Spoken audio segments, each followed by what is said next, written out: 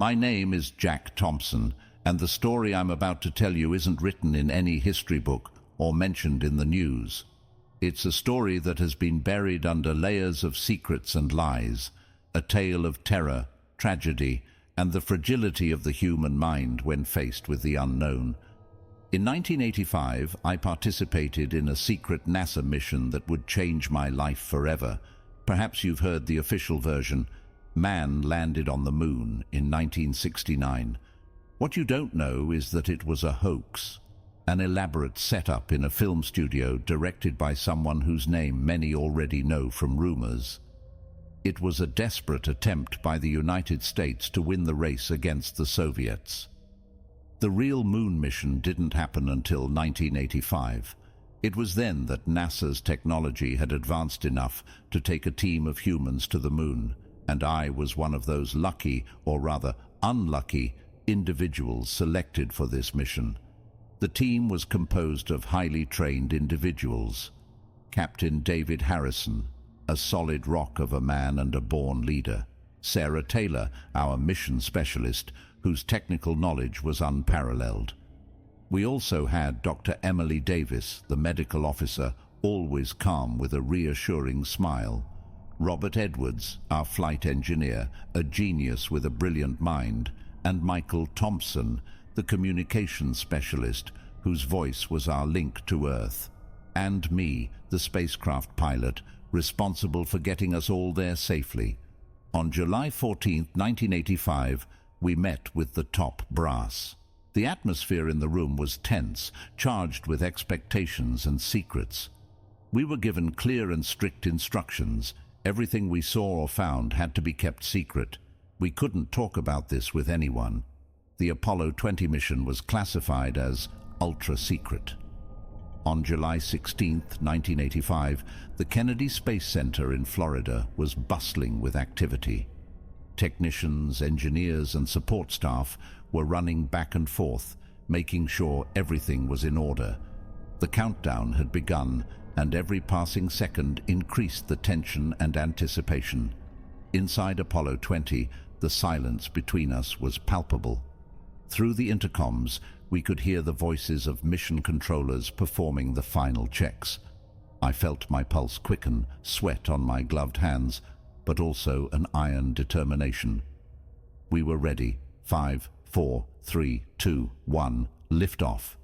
The initial vibration was like a controlled earthquake, shaking every fiber of our bodies.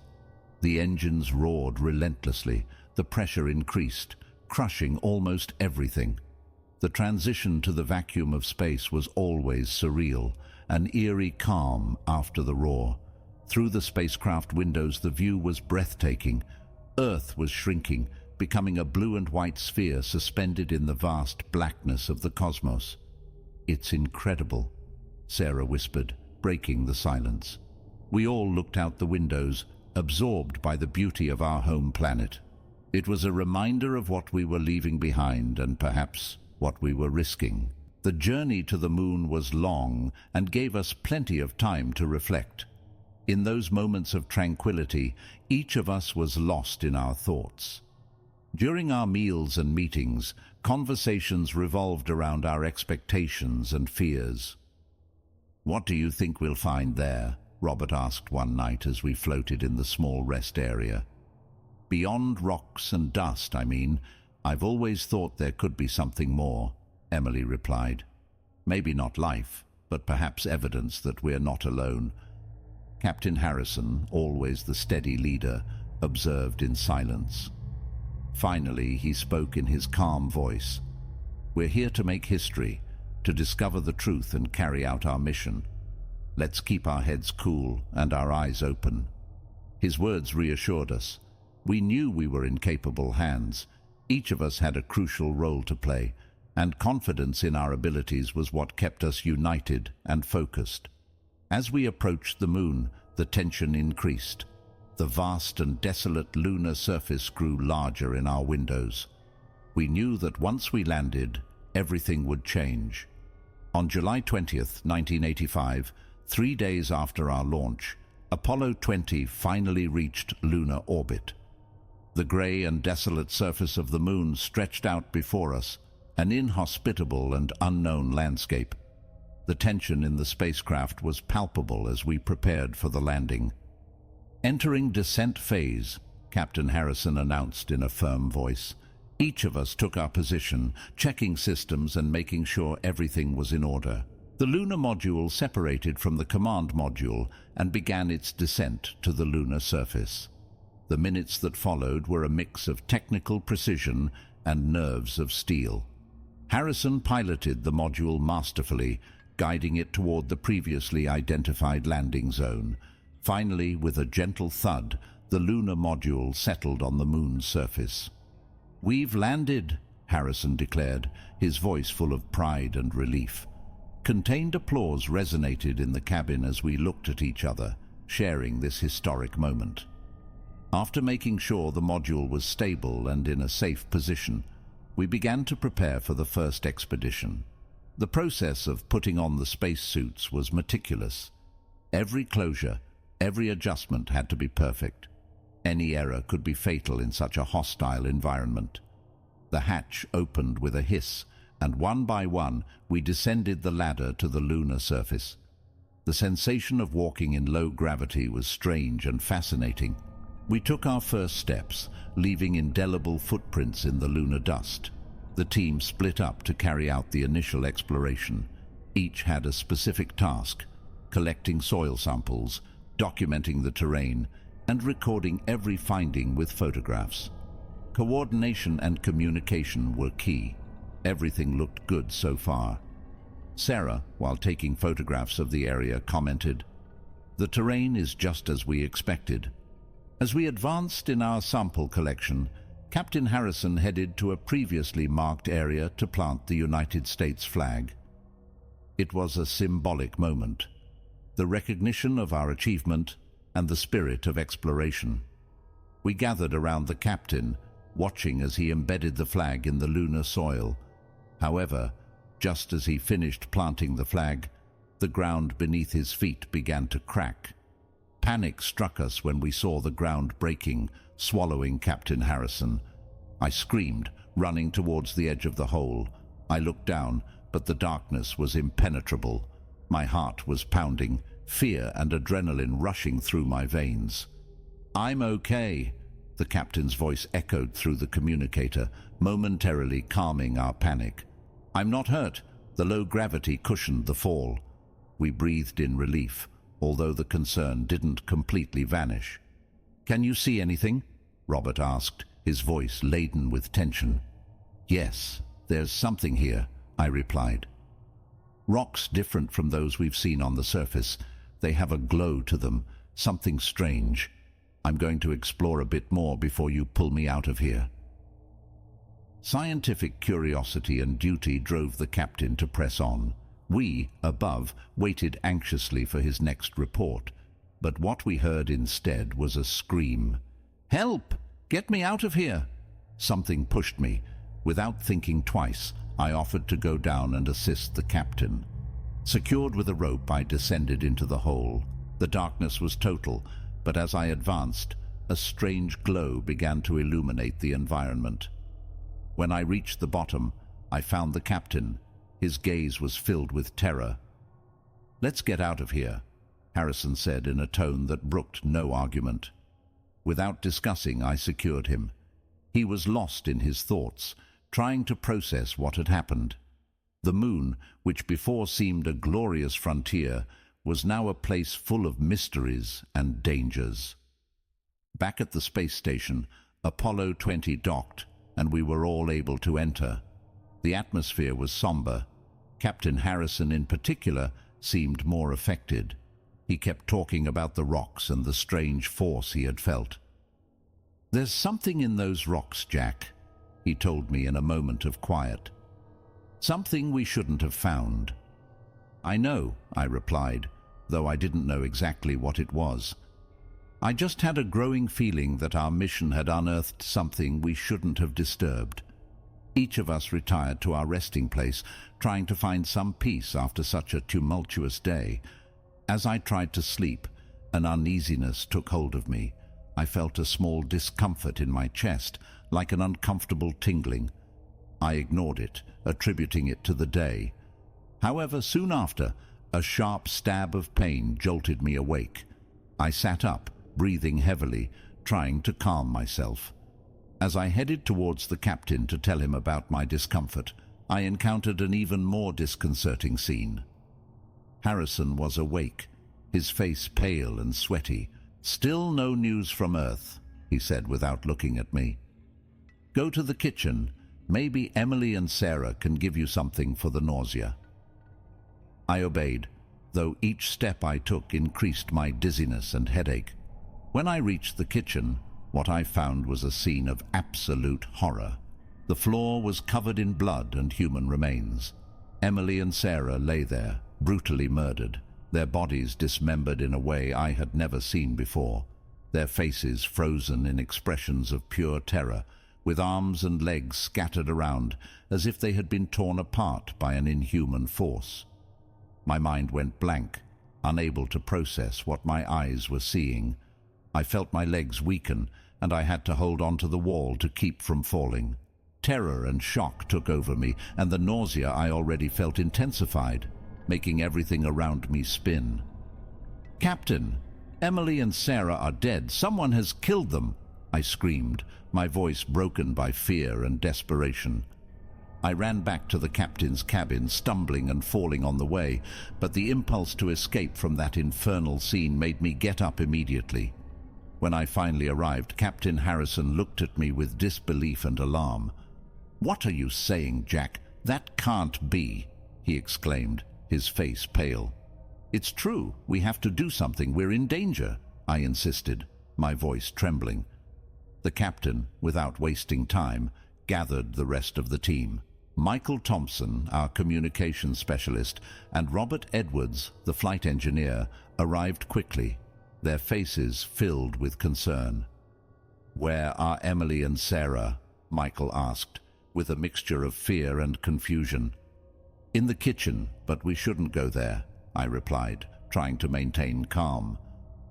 The team decided to verify the situation, and when they reached the kitchen, horror and panic seized everyone. Michael stepped back, his face as white as snow, while Robert tried to process the scene before his eyes. "My God, who would do something like this?" Robert muttered, his voice barely a whisper. At that moment, the captain ran to the room where we had left the rock samples. We didn't understand why he was doing it until he called us all with a shout. We arrived quickly only to witness an incredible scene. One of the rocks was split open, and inside it glowed with a bluish hue, similar to that of the cave where the captain had found it.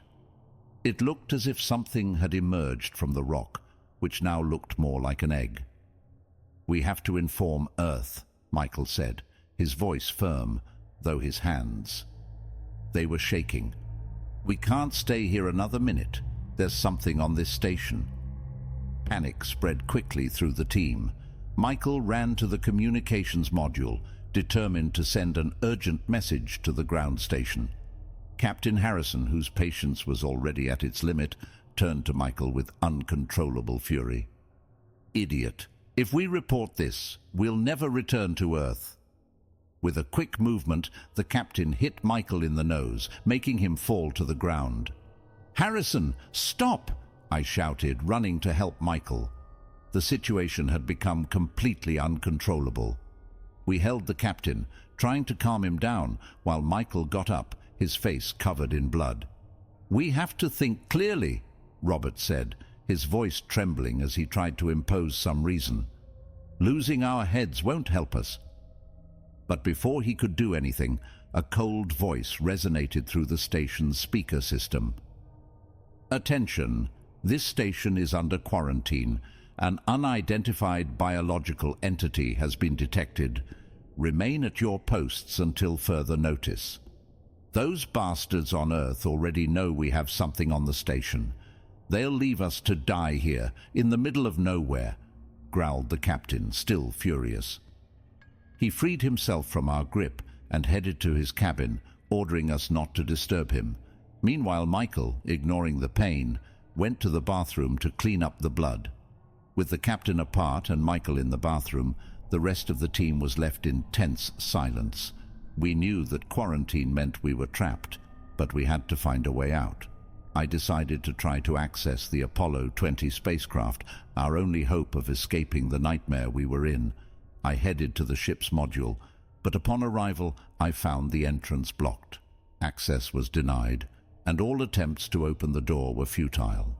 I felt another strange dizziness and a decompensation that forced me to lean against the wall to avoid falling. The discomfort in my body intensified, and the situation became increasingly desperate. After about 20 minutes, I managed to recover and decided to return to the captain's cabin to see if there was any news and check if he was calmer now. Before I got there, I encountered Robert Edwards, our flight engineer. He was visibly worried, and his face showed signs of stress. "Jack, I can't find Michael," Robert said, his voice trembling slightly. "Well, maybe he's still cleaning his face in the bathroom. We should check if he needs help with the nosebleed," I replied. So we headed to the bathroom, with each step increasing our anxiety. Upon opening the door, we encountered another scene of horror. Michael lay on the floor, lifeless. His neck was completely torn apart, and it looked like someone had ripped the skin off his face. The sight was grotesque, and the smell of fresh blood filled the air. "My God, who would do something so horrible?" I exclaimed. The horror and disbelief in my voice were palpable. Robert, nervous and scared, looked at me with eyes full of terror. "Don't be stupid, Jack. If you're here and I'm here too, then the only one responsible is the captain." "What are you talking about? How could the captain do something like this?" I asked, trying to keep calm. "I don't know. Just think about it. Since he came out of that cave, he's been behaving very strangely.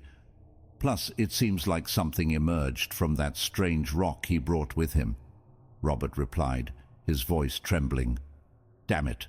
We have to get out of here," I said, my mind racing at full speed. "I tried to enter the ship, but access is completely blocked." Robert nodded, his face tense. "I'll go to the control room to manually deactivate the security. You prepare everything necessary for the return to Earth and try to do it without the captain noticing. We'll meet in 20 minutes at the ship's door." As I organized everything, I felt a sharp stab in my head, as if something was trying to force its way inside my skull. I ignored the pain, focusing on the task at hand. I had to stay calm and move forward. I concentrated all my energy on gathering the necessary equipment for the return. I checked the life support system, making sure oxygen levels were adequate, prepared provisions, and performed a quick review of the command module. Every second counted, and the pressure to do everything perfectly pushed me to my limits. Finally, with everything ready, I headed to the meeting point, hoping to find Robert. The place was dark, and the silence was overwhelming. "Come on, Robert, where are you?" I muttered, my voice echoing in the void. Robert didn't appear, and a feeling of unease began to take over me. I decided to go to the control room, worried that something might have happened to him. When I arrived, what I found was a scene that surpassed my worst nightmares. He lay on the floor, his abdomen torn apart and his organs scattered. Blood covered the walls and floor, creating an image of absolute horror. "No, Robert!" I screamed, falling to my knees next to his shattered body. Horror and despair enveloped me. The reality of our situation became increasingly clear. We were facing an unknown and lethal force. Captain Harrison entered the panel room at that moment. His eyes met mine, full of disbelief and desperation. "Monster, why are you killing everyone?" I shouted, fear and anger resonating in my voice. The captain looked at me with incredulity and confusion. "What are you talking about? I just came out of my cabin," he exclaimed, his voice full of bewilderment. The confrontation became inevitable, with fear and desperation driving us. The captain asked me in a desperate voice what was happening. There's a creature that emerged from the rock you found. It's inside you, and it's been killing everyone," I shouted with the tone of someone on the verge of collapse. The captain fell silent, processing my words. Disbelief and horror mixed on his face as he understood the magnitude of what I was saying. Finally, he let out a shaky sigh and nodded slowly. "If what you're saying is true, then we can't allow this thing to reach Earth," Harrison said with a resigned voice. "We have to stop it here and now." "What do you suggest?" I asked, my mind racing at full speed to find a solution. "I'll destroy the space station," the captain replied. "But Captain," I began to say, but Harrison interrupted me. "There's no time to argue, Jack. If that creature is inside me, I can't allow it to reach Earth. This is my duty, my responsibility. Now go, before it's too late." With tears in my eyes and a lump in my throat, I nodded. "Thank you, Captain," I whispered, knowing I was about to leave behind a brave man, willing to sacrifice himself for the good of humanity. I ran towards the Apollo 20 spacecraft, my heart pounding as the security systems began to deactivate. I could hear the alarm sounding, and the environment in the station became even more chaotic. Once inside the spacecraft, I activated the launch systems and prepared for takeoff. I looked one last time towards the space station, knowing that Captain Harrison was making his final sacrifice. With a roar, the engines ignited and the spacecraft began its ascent. Through the windows, I saw how the space station started to overload.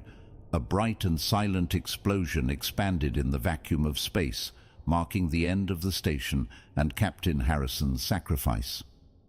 The journey back to Earth was solitary and full of reflection. I knew I carried vital information with me, and the responsibility of telling the truth rested on my shoulders. 3 days later, the Apollo 20 spacecraft entered Earth's atmosphere. The heat and friction were intense, and the atmospheric pressure increased with each second. I communicated with the ground station, informing them of my location and that I would land in the Pacific Ocean. It was the last thing I did before passing out, my body unable to withstand more stress. I vaguely remember the moment I woke up. I was being rescued by the USS Nimitz, an aircraft carrier of the United States Navy. The sailors pulled me out of the capsule, and although everything was blurry, I felt a strange mixture of relief and despair. I had come home, but the nightmare was far from over. I was immediately taken to a secret base in the Nevada desert. There I was put in quarantine and under constant surveillance. The following days were a whirlwind of interrogations and physical analyses. Doctors and scientists worked tirelessly, trying to understand what had happened in outer space. The studies were exhaustive and exhausting. I felt like an experiment, a guinea pig in the hands of specialists who scrutinized every corner of my being. Finally, after numerous analyses, the doctors discovered the truth. An extraterrestrial parasite was hidden and lodged in my body. This entity was trying to fully incorporate itself into my nervous system, turning me into a monster, a slave to the symbiont housed within me. During brief periods of time, the head of the medical team looked at me gravely as he explained the results. "Jack, this parasite has been controlling your actions. It's possible that it was responsible for the deaths of your crew members. You were being manipulated, used as a puppet by this creature, adopting a monstrous form when it took control of you." The horror of the revelation hit me hard. Guilt and despair overwhelmed me. I had been the killer all along, though not consciously. The parasite had used my body to carry out its atrocious acts. As the days passed, the interrogations became more intense. Government officials, NASA representatives, and military personnel took turns questioning me. They wanted to know every detail of the mission, every moment on the moon, and everything that happened on the space station. I told them everything I could remember, but the gaps in my memory, the moments when the parasite took control, were frustrating for both me and my interrogators. The medical team worked around the clock to understand the nature of the parasite. They performed countless tests, scans, and analyses. I was poked, prodded, and examined in ways I never imagined possible. The parasite, they discovered, was unlike anything they had ever seen before. It had the ability to manipulate my nervous system, to control my body and mind. But more terrifyingly, it could alter my physical form, explaining the monstrous transformations that had occurred on the space station. As the days turned into weeks, I began to feel the toll of the constant examinations and interrogations. My mind was a whirlwind of guilt, fear, and confusion. I couldn't shake the images of my dead crewmates, their bodies torn apart by my own hands. The weight of what had happened was almost unbearable. One day, as I sat in my quarantine room, Dr. Evelyn Carter, the lead scientist on the project, came to see me. Her face was grave, but there was a glimmer of hope in her eyes. "Jack," she said, sitting down across from me, "we think we've found a way to remove the parasite." My heart leapt at her words. "Really? How?" Dr. Carter explained the procedure to me. It was risky, involving a combination of radiation therapy and experimental drugs. The goal was to weaken the parasite's hold on my nervous system and then surgically remove it. But there was a catch. The procedure, "It's never been done before," Dr. Carter said hesitantly.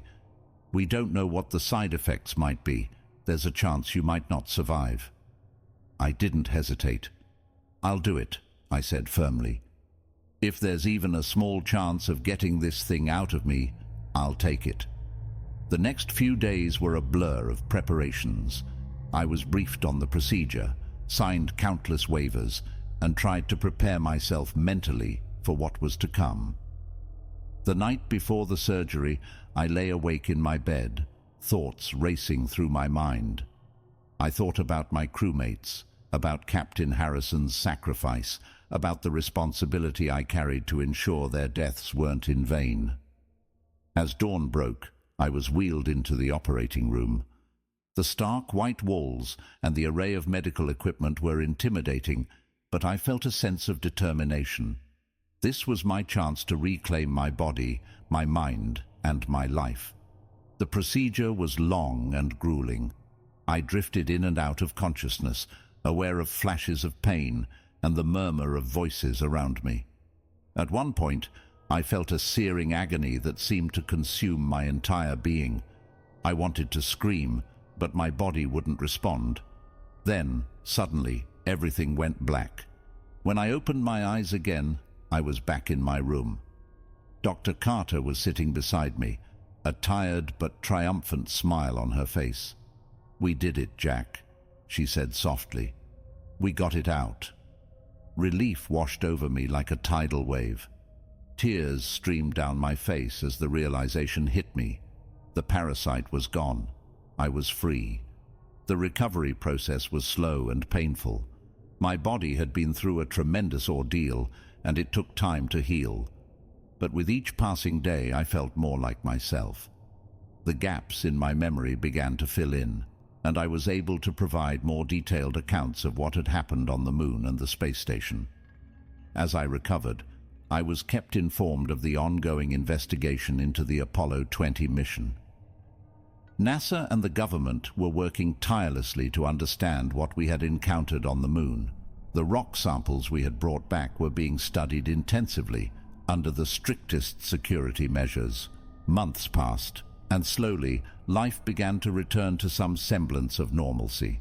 I was eventually released from the facility, though I remained under close surveillance.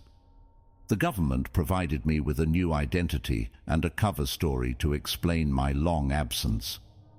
I was sworn to secrecy about the true nature of the Apollo 20 mission and what we had discovered, but the memories of what happened never left me. The faces of my dead crewmates haunted my dreams. The weight of the secrets I carried was a constant burden, and always there was the fear. Fear that we hadn't seen the last of whatever it was we had encountered on the moon. Fear that someday, somehow, it might find its way back to Earth. As I sit here now, years later, writing down this account, I can't help but wonder about the future. What other secrets might be hiding out there in the vastness of space? What other horrors might we unknowingly unleash in our quest for knowledge and exploration?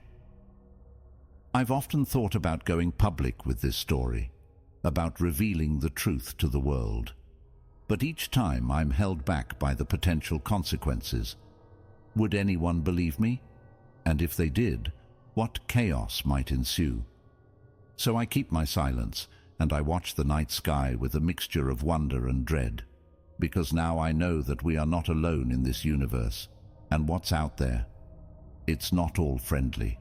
This is my story, my burden to bear, a tale of a secret moon mission, of horror beyond imagination, and of the thin line between heroism and monstrosity. May those who read this understand the weight of the secrets we carry and the sacrifices made in the name of human progress. As I conclude this account, I can't help but feel a sense of unfinished business. The parasite may be gone from my body, but its legacy lives on. The rock samples from the moon are still out there, locked away in some government facility. What if they contain more of these creatures? What if one day they find a way to break free? These questions keep me up at night, along with the memories of my lost crewmates. I often wonder what Captain Harrison would think if he knew the truth about what happened after his sacrifice. Would he be proud of me for surviving and bringing the truth back to Earth? Or would he be horrified at the cost of our discovery? I've tried to move on with my life, to find some semblance of normalcy. But how do you go back to a normal life after experiencing something so extraordinary and terrifying? How do you look at the moon the same way, knowing what secrets it holds? There are days when I wish I had never been selected for the Apollo 20 mission. Days when the weight of what I've seen and done feels too heavy to bear. But then I remember the courage of my crewmates, the sacrifices they made, and I know that I have a responsibility to honor their memory. So I continue to watch and wait. I keep my ears open for any news that might suggest another encounter with these alien parasites, and I prepare in my own way for the day when the truth might need to come out, because if there's one thing I've learned from this experience, it's that the universe is vast and full of wonders, but also terrors beyond our comprehension, and we as a species need to be ready for whatever might come our way. This is Jack Thompson, former NASA astronaut and survivor of the Apollo 20 mission, signing off. May our eyes always remain open to the skies above, and may we never forget the price of our curiosity.